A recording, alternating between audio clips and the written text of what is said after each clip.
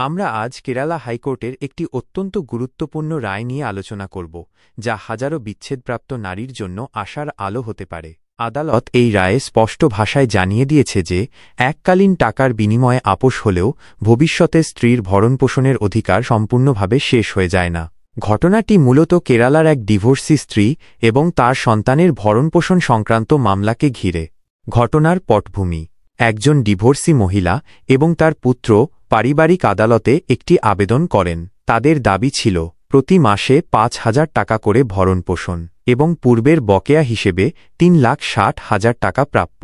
তবে বিবাদী স্বামী দাবি করেন যে ২০০৪ সালে বিবাহবিচ্ছেদের সময় এক আপোস চুক্তি হয়, যেখানে স্ত্রী এককালীন ৩০,০০০ টাকা গ্রহণ করে ভবিষ্যতে আর কোনো ভরণপোষণের দাবি না করার প্রতিশ্রুতি দিয়েছিলেন। এই যুক্তি মেনে নিয়ে পারিবারিক আদালত আবেদন খারিজ করে দেয়। এরপর এই মামলা কেরালা হাইকোর্টে ওঠে। এখানে রায় দেন বিচারপতি সতীশ নিনান এবং বিচারপতি পি কৃষ্ণকুমারের ডিভিশন বেঞ্চ। তারা কি বললেন, চলুন জেনে নেওয়া যাক। বিচারপতিদের রায়: বিচারপতিরা তাদের রায়ে স্পষ্ট ভাষায় বলেন, ভরণপোষণ চাওয়া একজন স্ত্রীর আইনি অধিকার, যা সংসদের তৈরি করা আইন দ্বারা সুরক্ষিত। শুধুমাত্র একটি চুক্তির মাধ্যমে সেই অধিকার পুরোপুরি খারিজ করা যায় না। একটি স্ত্রী যদি এককালীন টাকা গ্রহণ করে ভরণপোষণ না চাওয়ার প্রতিশ্রুতি দিয়ে থাকেন, তবুও ভবিষ্যতে পরিস্থিতি বদলালে তিনি আবারও দাবি করতে পারেন। এই ধরনের চুক্তি যদি কোনো নারীর বেঁচে থাকার ন্যূনতম অধিকার কেড়ে নেয়, তাহলে সেটি পাবলিক পলিসিরও পরিপন্থী হয়ে দাঁড়ায়। সন্তানের ভরণপোষণ নিয়েও পরিষ্কার নির্দেশ। পারিবারিক আদালত বলেছিল, সন্তানের দাবি নাকি শুধুমাত্র দণ্ডবিধির ১২৫ ধারায় করা যাবে, বিবাহবিচ্ছেদ আইনের অধীনে নয়। কিন্তু হাইকোর্ট সেটা নাকচ করে দেয়।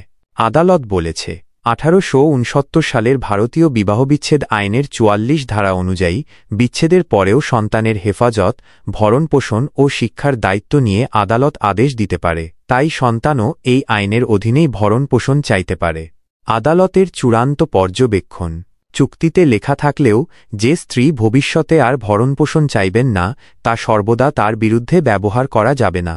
পরবর্তীতে যদি স্ত্রী প্রমাণ করতে পারেন যে তার বর্তমান অবস্থা আগের চেয়ে ভিন্ন বা খারাপ, তাহলে তিনি আবারও এই দাবি করতে পারেন।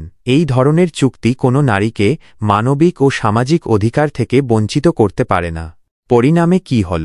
কেরালা হাইকোর্ট পারিবারিক আদালতের রায় বাতিল করেছে। মামলাটি আবার নতুন করে শুনানির জন্য পাঠানো হয়েছে। আদালত বলেছে, দুই পক্ষই যেন তাদের আর্থিক অবস্থা, বর্তমান পরিস্থিতি ও প্রাসঙ্গিক তথ্য উপস্থাপন করেন, তারপর বিচারক সিদ্ধান্ত নেবেন। এই রায়ের তাৎপর্য কি?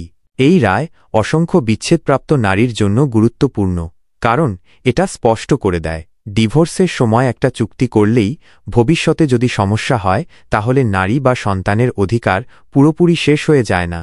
বন্ধুরা, ভিডিও যদি আপনার তথ্যপূর্ণ মনে হয়, তাহলে লাইক দিন, শেয়ার করুন এবং সাবস্ক্রাইব করুন আপনার প্রিয় ইয়োর ল স্কুল চ্যানেলটিকে। কমেন্টে জানিয়ে দিন আপনি এই রায় সম্পর্কে কি ভাবছেন। এটা কি নারীদের অধিকার সুরক্ষায় সাহসী পদক্ষেপ নয়?